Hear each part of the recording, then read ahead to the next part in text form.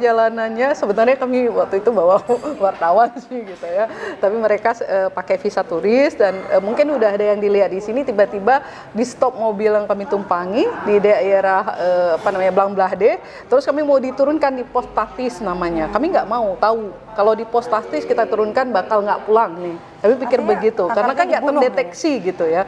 Kita nggak tahu juga maksudnya. Tapi kami perempuan loh, sadar bahwa kalau dibunuh langsung masih enak. Tapi kalau diperkosa atau paling tidak dipegang-pegang gitu, mana siapa bisa jamin waktu itu?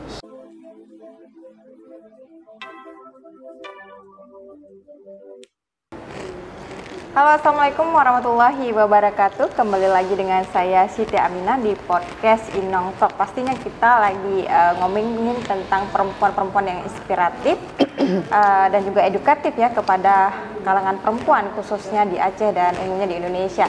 Nah, di depan kita sekarang sudah ada bintang tamu kita ya yang sangat spesial hari ini. Bersama kita ada Kak Cut Asmaul Husna. Iya. Assalamualaikum Kak Cut.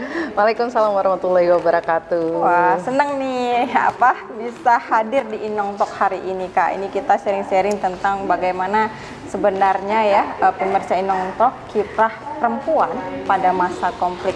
Kak Cut sendiri nih gimana aktivitasnya sekarang Kak? Oh ya, sekarang jadi kembali ke insan akademis ya. Jadi di kampus sekarang di dosen Universitas Teguh Umar, dosen fisip. Dosen juga ternyata. Iya. Kamu dulu gimana Kak? Kenapa maksudnya histori Kakak nih sedikit ceritakan kepada perempuan Inong Talk bagaimana kiprah Kakak dulu pada masa konflik? Oke, saat konflik berlangsung di Aceh, mulai dari kecil ya, saya kebetulan lahir di Pidi dan besar di Pidi selama 15 tahun lah gitu, 15 sampai SMA saya ada di Pidi, sampai dulu saya sekolahnya di Madrasah Aliyah begitu. Dengan melihat bagaimana di depan mata ya waktu itu ada terjadi penembakan, kemudian bagaimana di depan mata juga ada rakyat terlatih. Nah, ketika kemudian kuliah kita tahun 98 dengan adanya aksi untuk penurunan Presiden Soeharto dari presiden, lalu kemudian disambut dengan isu-isu Aceh yang pada saat itu pencabutan DOM dan yang lain-lain. Nah, kemudian tergerak hatinya untuk ikut serta gitu. Sebelumnya bagi Kak Cis sebenarnya karena aktivis di kampus juga ya, menjadi anggota senat, kemudian aktiflah di kampus. Jadi Kak Cis tuh dari kecil sebenarnya sudah aktif gitu ya. Jadi ketika misalnya pada saat teman-teman semua melakukan aksi, ikut tergerak hati juga untuk melakukan sesuatu terhadap Indonesia dan Aceh ini pada saat itu. Maka tahun 98 itu di awal-awal Kak Icu juga ikut aksi kadang juga menjadi orator ya. Karena memang iya latar belakang Kak Icu kan kuliahnya di Fakultas Dakwah jurusan komunikasi ya. Dari kecil itu udah aktif berbicara. Jadi ketika misalnya ada aksi teman-teman yang laki berbicara, kalau nggak pegang mic jadinya nggak enak begitu. Jadi aktif pada saat itu bukan hanya sebagai kadang-kala kan kita juga perlu mengonsep sesuatu. Jadi kayak kadang juga menulis pernyataan singkat dan yang lain, tapi juga berfungsi juga kadang menjadi orator juga, kadang juga menjadi bumper di depan ya. Ketika aksi itu kan kita dibagi-bagi, ada perempuan, ada laki dan yang lain. Dan sering juga menjadi tim negosiasi dan lobby dengan para aparatur yang menjadi bumpernya. Jadi fungsinya ada macam-macam pada saat itu. Selain kita juga turun ke lapangan ya. Nah, pada saat itu juga kita dituntut untuk pekerjaan sosial. Jadi kita juga harus membantu di mana sudah mulai ada pengungsi, kita membantu mengungsi yang mengungsi, kemudian kita juga membantu mengadvokasi masyarakat yang di daerah-daerah, mendampingi mereka. Ya, iya, benar juga. Kemudian di tahun 2021 setelah kuliah selesai, di mana juga kayak terlibat di buffer aksi juga sebelumnya pada saat mahasiswa. Buffer aksi itu adalah pada saat itu organisasi yang punya strukturnya tapi tidak terlembagakan secara formal. begitu. Wah, Jadi kumpulan mahasiswa ya, betul gitu kan. Tapi nih Kak Cut, misalnya Kak Cut kan sangat berpengalaman nih ya menangani kasus-kasus konflik misalnya, karena udah terlibat langsung aktivis lah masa itu ya. 30 tahun atau 32 tahun Aceh dalam ranah kita konflik. Bagaimana kondisi perempuan pada saat itu? Apalagi di PD itu kan menjadi sentral konflik banget nih Kak Cut. Benar, tahun 89 sebenarnya ada beberapa hal yang kita bisa melihat saat itu, terutama kondisi perempuan gitu ya. Kondisi psikologi perempuan ketika misalkan pada saat Kak Cut masih menjadi bukan menjadi pelaku ya, artinya menjadi aktivis kan pelaku ya, artinya ikut aktor lah. Tapi sebelumnya juga pada saat masyarakat tentu ketakutan karena kan pada saat itu ketika aparatur masuk kampung melakukan sweeping dan yang lain pasti pengaruh terhadap psikologi perempuan luar biasa. Lalu kemudian pasca setelah itu pada saat kita sudah mulai melakukan investigasi, nah ternyata kita mendapatkan psikologi yang paling tertekan adalah ketika mendapatkan perempuan banyak mengalami hal kekerasan begitu. Ada yang diperkosa, ada banyak kasus pada masa konflik itu diperkosa. Iya benar, ada masa konflik itu bukan hanya diperkosa, disiksa, dicabut kukunya, kemudian ada berbagai macam yang dialami oleh perempuan saat itu begitu. Kak Cut turun ke Ujo Rimba melakukan investigasi ya. Ujo Rimba itu daerah Mutiara dulu, Kecamatan Mutiara, Kabupaten PD. Itu masuk ke dalam itu ada yang dimasukkan kaca botolnya ke dalam alat kelaminnya. Nah ini perempuan ini bener gitu. Itu maksudnya kan yang itu oknum ya, ataupun ya, oknum lah pada saat itu ya, betul, dari pihak TNI iya benar, oknum lah kita sebutkan ya kan. Cuma tapi waktu itu perempuan ini apakah memang dia terlibat GAM atau memang masyarakat sipil biasa nih Kak? Nah begini, waktu itu tidak ada perempuan yang terlibat GAM zaman waktu konflik di awal-awal itu, terakhir baru kemudian mereka direkrut menjadi pasukan Ineng Bale. Di awal-awal itu kan memang masyarakat yang biasanya mereka itu pertama karena dituduh begitu, dituduhnya bukan mereka tapi ada keluarganya yang misalnya ada suaminya nggak pulang lagi, ada adiknya nggak pulang lagi, ditanyakan kepada mereka tidak jawab, padahal biasanya orang Aceh terutama orang PD kan perantau keluar ya, tidak teridentifikasi mereka pergi kemana kan tidak tahu gitu. Pokoknya istilahnya kalau dulu kamu ajak merantau beho utimu gitu kan, ya namanya utimu biasanya itu ada ke Kuala Simpang, ke Medan, ke mana kan orang di Aceh itu katanya perantau. Nah apa ekses yang diterima oleh itu jadi ya nanti kalau misalnya nggak ada abangnya yang diambil adalah adiknya, kalau misalnya nggak ada bapaknya yang diambil adalah anaknya, kalau misalnya ada juga misalnya dijadikan jaminan begitu, anaknya pada lari, nenek-nenek, kakek-kakek juga, jadi tergerak kita hati, siapa yang nggak tergerak waktu itu? Hadirnya Inong Bale gitu karena memang suaminya banyak yang hilang begitu ya, atau memang ada gerakan tersendiri?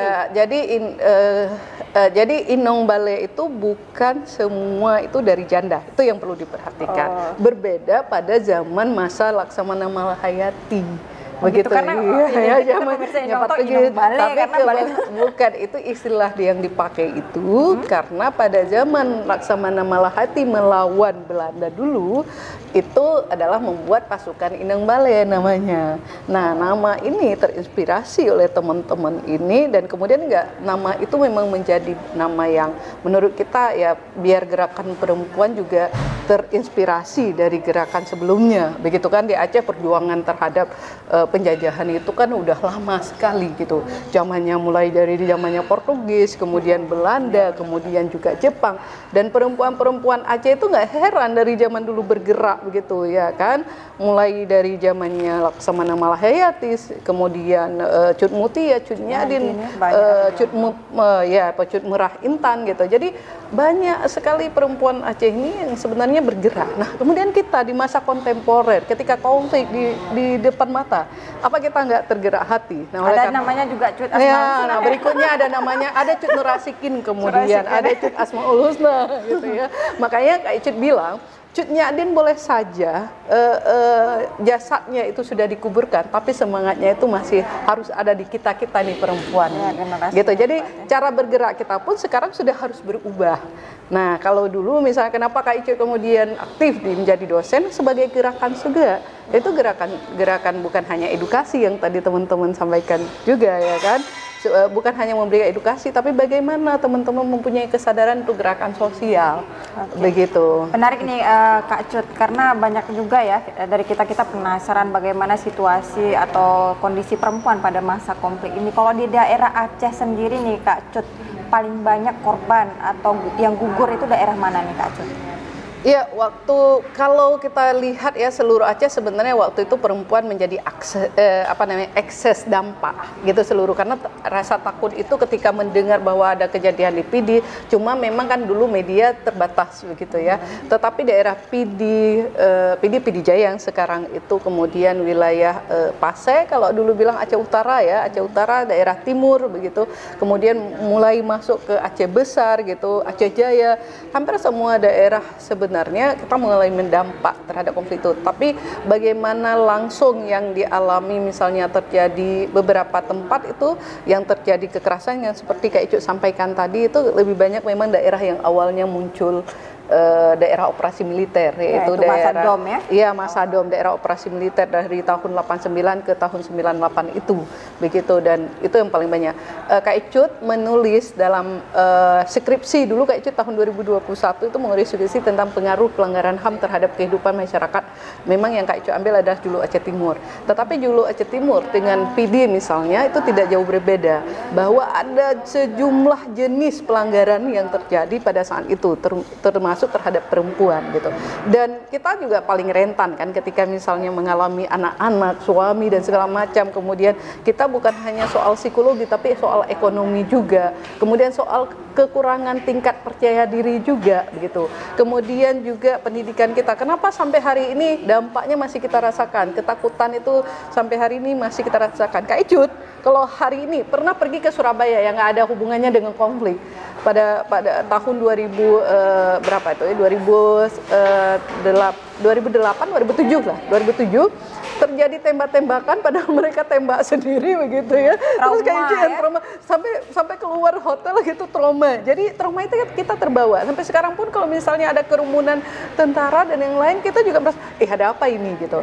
Walaupun demikian waktu itu Kak Icut itu nggak takut begitu. Nah, Kak Icut turun ke wilayah-wilayah Kuala Simpang Ulim di mana 2 jam perjalanan itu dengan bot bawa bantuan. Kak Icut turun daerah-daerah pengungsi dan menginap dengan mereka. Kami memfasilitasi rekonsiliasi antara orang kita Jawa, orang kita Gayo dengan orang kita Aceh yang ada di Takengon, dan Kak Icut masuk ke daerah wilayah milisi waktu itu. Jadi Kak Icut juga bertemu dengan dengan Abdullah Syafi'i bersama dengan Cut Nurasikin. Jadi Kak Icut seringkali tandem dengan Cut Nurasikin mengevakuasi korban penembakan. Kemudian juga turun ke daerah Bumi Flora yang di Aceh Timur. Jadi banyak pengalaman yang sekarang kalau misalnya teman-teman mau lihat ada beberapa foto yang masih ini tertinggal ya. Jadi masih ada tertinggal gitu, tapi memang nggak mirip seperti ini ya dulu ya, masih hitam kurus gitu ya. Namanya juga mahasiswa. Bener. Jadi itu teman-teman. Nah, sekarang kita bisa cerita dengan ceria begitu ya. Tapi waktu itu memang bagaimana ya, kita bilang karena muncul keberanian itu adalah berangkat dari apa yang kita lihat di depan mata, begitu. Jadi tidak bisa diem gitu, tidak bisa, apalagi kita memang sudah ada dasar kita aktif begitu ya. Jadi ketika ada kekerasan di depan mata, kekerasan dalam bentuk apapun, pelanggaran HAM waktu itu di depan mata, nggak bisa bergerak. Itu Kakak nggak merasakan ketakutan nggak sih? Kan dulu juga ada ancaman-ancaman yang kalau untuk aktivis HAM. Benar, Kak Icu pernah ditangkap dan satu malam di Hotel Pradio. Oh iya, pernah ditangkap juga? Pernah ditangkap di Biren waktu itu bersama dengan Nurul Salwa, masih ingat, kawan kami sampai sekarang masih dekat ya. Jadi waktu itu kami perjalanannya, sebenarnya kami waktu itu bawa wartawan sih gitu ya, tapi mereka pakai visa turis dan mungkin udah ada yang dilihat di sini, tiba-tiba di stop mobil yang kami tumpangi di daerah Blang Blahde, terus kami mau diturunkan di pos taktis namanya. Kami nggak mau tahu kalau di pos taktis kita turunkan bakal nggak pulang nih Kami pikir Artinya begitu, karena kan nggak dibunuh terdeteksi gitu ya. Kita nggak tahu juga maksudnya. Tapi kami perempuan loh sadar bahwa kalau dibunuh langsung masih enak, tapi kalau diperkosa atau paling tidak dipegang-pegang gitu, mana siapa bisa jamin waktu itu? Nah, melakukanlah kemudian negosiasi supaya kami dibawa ke Polsek gitu. Waktu itu Polres masih persiapan, belum jadi ini ya. Jadi akhirnya kami dibawa dengan bus diturunkan di Polsek itu. Satu malam kami tidur di situ dan besoknya wajib lapor. Begitu. Dan sampai sekarang mungkin KTP ditangkap atas kasus apa nih Kak? Dicurigai bahwa Kak Icut pasukan Ineng Bale. Karena dulu kan Kak Icut kan pakai baju hitam sama kan dulu sama Nurul Sawa juga, dia lebih gagah daripada Kak Icut, lebih tinggi orangnya. Terus kami pakai baju hitam, kemudian dulu kan ketika aktivitas di lapangan itu nggak kayak gini pakai, padahal Kak Icut udah pakai lipstik dan sandalnya lumayan hak tinggi. Dan itu alasan Kak Icut bahwa kami bukan pasukan Ineng Bale, lihat aja lipstik saya, mana sempat pasukan Ineng Bale itu pakai lipstik dengan hak tinggi. Makanya habis itu belakangan Kak Icut sering pakai hak tinggi gitu, walaupun aktivitas di lapangan. Dan nanti pasti ada banyak sepatu. Terus saya Icut pakai celana ada banyak kantong dulu, ada macam-macam di dalam kantong. Kalau terjadi kita udah siap lah begitu ya. Terus kemudian bawa tas. Kami ada satu orang Bulek, memang Torjen Norling, dia mau sebenarnya juga dia mau apa namanya ya, mau tahu juga tentang Aceh. Cuma kan sebelumnya ada pernyataan bahwa Aceh aman, karena itulah ada pernyataan Pangdam dan lain bahwa Aceh sudah aman. Dia berani dan kami kemudian berangkat ke sana. Terus dia rencana juga ya selain main-main ada rencana wisata, tapi dia juga rencana mau liput begitu ya. Terus kami ketangkap di situ dan kemudian diadvokasi oleh teman-teman di Leslie ya waktu itu kalau nggak salah yang advokasi kami, dan akhirnya kami bisa kembali ke Banda Aceh, tapi bukan lagi lewat ini, kayaknya kami harus jalur, saya lupa Kak Icut jalurnya lah, entah jalur Medan entah jalur mana, makanya Kak Icut harus sebentar inilah ya istirahat 2 hari begitu ya. Ini perjuangan yang sangat luar biasa ya, keberanian juga yang sangat luar tapi biasa. Banyak orang nggak tahu. Benar-benar. Tapi kemarin Kak, coba beberapa minggu lalu kita memperingati ya 15 Agustus tepatnya kita memperingati MOU Helsinki. Nah ini antara gabungan ini. Apa sebenarnya yang sudah diambil hikmah atau manfaat oleh perempuan-perempuan Aceh di masa konflik pada saat ini, Kak Cut? Karena ini sangat relate ya. Benar, sebenarnya kan kita harus berkaca lagi ya, bercermin dan melakukan refleksi diri gitu ya, bahwa perjuangan ini memang belum selesai teman-teman gitu ya. Perjuangan kita terutama pada perempuan ini gitu ya, meskipun konflik sudah masa lalu, padahal saat inilah kita sebenarnya membentuk gerakan-gerakan perempuan yang lebih soft begitu. Ada 12 persoalan lainnya terhadap perempuan yang hari ini kita hadapi. Perempuan dengan banyaknya mengalami kekerasan begitu ya, yang masih menjadi itu, perempuan dengan rendahnya sumber daya manusia, perempuan kaitannya dengan lingkungan, perempuan aja itu yang harus kita selesaikan. Artinya gini gitu. Kak Cut, kalau masa konflik dulu perempuan dikerapkan dengan kekerasan, pelecehan seksual ya, itu masa konflik. Tapi sekarang terjadi, artinya nggak jauh-jauh dong hari ini konflik juga. Nah, perempuan nih. Bedanya kan dulu dilakukan oleh siapa dan sekarang siapa yang lakukan. Makanya perjuangan kita belum selesai. Nah, kemudian polanya juga berubah begitu. Kalau dulu adalah barangkali itu masuk bahagian dari jenis pelanggaran HAM, kalau sekarang masuk dalam jenis kriminalisasi dan dilakukan oleh orang-orang terdekat. Orang-orang terdekat ya. Oleh karena itu, Kak Icut pikir dengan kita sudah damai ini ya, dalam masa damai ini pasca MOU Helsinki dan UPA yang memberikan banyak kita masih banyak PR yang harus kita laksanakan sepanjang perempuan juga masuk dalam isu kemiskinan gitu ya, sepanjang perempuan juga masuk dalam misalnya pendapatannya masih rendah, kesejahteraannya masih belum belum terpenuhi, maka sepanjang itu adalah perjuangan kita masih dibutuhkan untuk saat ini. Tapi menarik ini Kak Cut, karena soal korban perempuan ya pada masa konflik itu kan sangat banyak. Betul. Juga banyak, keluarga juga banyak mengalami korban. Kemudian tanda tangan MOU itu sebenarnya untuk siapa? Apakah hanya untuk elit GAM? Karena kan begini, apakah korban sudah terpuaskan dengan anggaran 95 sekian triliun yang mengalir di Aceh sampai sekarang? Benar. Kak Cut melihat sebenarnya dana OSUS itu bukan sebagai pendapatan transfer saja buat daerah begitu ya, bukan hanya sekedar bahwa karena negara hadir begitu memberikan lewat dana OSUS, tapi sebenarnya dana OSUS itu adalah kompensasi dari proses damai kepada semua yang mengalami dampak konflik di Aceh, begitu, termasuk pada perempuan. Sayangnya, menurut konfirmasi Kak Cut kepada teman-teman yang dari khususnya pasukan Kak Cut bukan pasukan ya, Kak Cut aktivis perempuan yang dulu bergerak begitu, tapi bersinergi dengan mereka di lapangan. Kemudian juga kita juga sampai hari ini juga punya kawan itu, ada teman-teman yang kombatan yang perempuan itu belum menerima apapun begitu, artinya termasuk tidak dipeduli ya. Iya, bisa disampaikan begitu. Artinya mereka soal akses misalnya gitu ya, memfasilitasi akses kepada mereka, kemudian modal. Jadi beberapa orang sebenarnya mereka kecewa gitu ya. Kalau kita dengar Kak Cut terakhir itu sempat tahun berapa ya, 2020 itu sempat pergi ke beberapa daerah untuk kemudian melakukan kayak interview dengan mereka sejauh mana mereka tingkat kepuasan selama masa ini. Rata-rata mereka menyampaikan kecewa, begitu ya? Ya, kecewa. Jadi Kak Icun nggak bisa bilang bahwa ini elit GAM saja yang merasakan, karena ada juga yang GAM yang dulunya elit juga mereka sekarang juga ada yang tidak merasakan begitu. Jadi artinya bahwa kalau kita lihat memang masih ada ketidakadilan yang diterima oleh para pihak yang dulunya ikut berjuang gitu ya, termasuk aktivis juga. Oke, teman-teman di GAM, tapi bagaimana aktivis juga yang dulunya terlibat di Pemeraka, di Sira, di Karma, di Farmiji, di Semur, dan perempuan merdeka yang lain-lainnya juga, mereka kan juga terlibat gitu. Siapa yang peduli mereka sekarang gitu juga, itu tidak dilihat. Jadi itu teman-teman mungkin ini menarik sekali ya pemirsa Enong Talk, pembahasan kita mengenai bagaimana kondisi perempuan pada masa konflik dan pasca MOU Helsinki pastinya. Namun untuk closing statement nih Kak Cut, karena waktu kita sangat terbatas, mungkin ya bisa disampaikan ke pemirsa Enong Talk bagaimana perempuan harus menjadi kuat hari ini meskipun sebelumnya menjadi korban seperti itu ya. Iya, baik, saya melihat bahwa perjuangan kita belum selesai. Mari kita berjuang terus, dan mari juga semangat dengan adanya MOU yang kondisi damai untuk saat ini.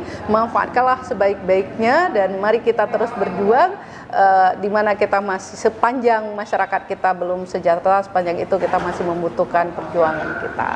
Baik, terima kasih Kak Cut atas waktunya. Semoga di lain kesempatan kita bisa berdiskusi lagi ya tentang tema lain pastinya. Baik pemirsa Enong Talk, jangan lupa tonton terus podcast kita di setiap hari Rabu dan Sabtu pukul 10 pagi ya. Dan jangan lupa juga like, share, and subscribe. Dan tentu nantikan kisah-kisah inspiratif tentang perempuan Aceh nantinya. Saya Siti Aminah, mohon undur diri. Assalamualaikum warahmatullahi wabarakatuh. Waalaikumsalam warahmatullahi wabarakatuh. Oh, thank you Kak. So